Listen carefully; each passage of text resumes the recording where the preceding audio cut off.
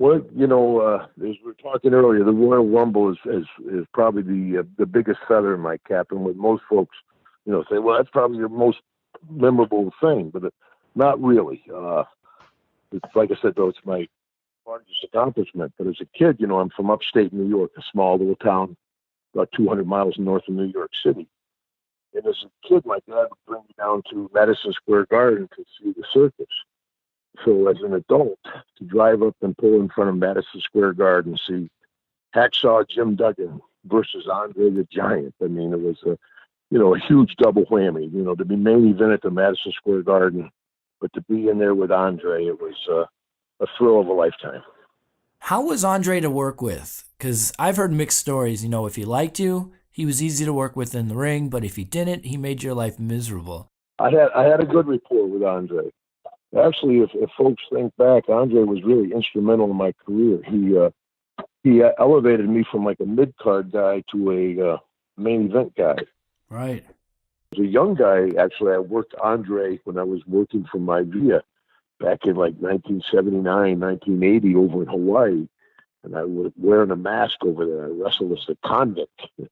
And, of course, all the top guys would go over to Japan to work, but on their way back, they would stop and do a show for Via in Hawaii and stay in Hawaii at the Circle back in the hotel the guys all used to stay at back in the day.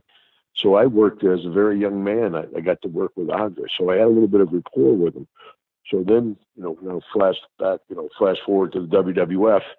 And I forget which show it was, but Andre went down to he stands in the middle of the ring and he's like, I challenge anyone. And they're like, Duggan, get your 2x4. Come here. So I ran down there and I ran down. I put my chin on Andre's belly looking up at him. And I'm like, I'm not afraid of you. And when he went to grab me by the throat, he kind of missed. And just his thumb hit my lip, my upper lip, and knocked my lip right off, just like if somebody punched me. My lip just fell down.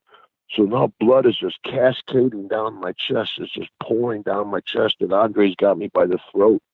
And he's choking me down. He's choking me down. He's choking me down. Time I'm feeling around on a 2x4. I get it. I hit Andre between the eyes. Boom! He goes down like a huge redwood tree. WWF goes off the air. Me standing over Andre the Giant, covered in blood, 2x4 in the air. Oh! And obviously, that was a huge push in my career. And, if Andre didn't want to do that, he wouldn't do it if he didn't want to do it.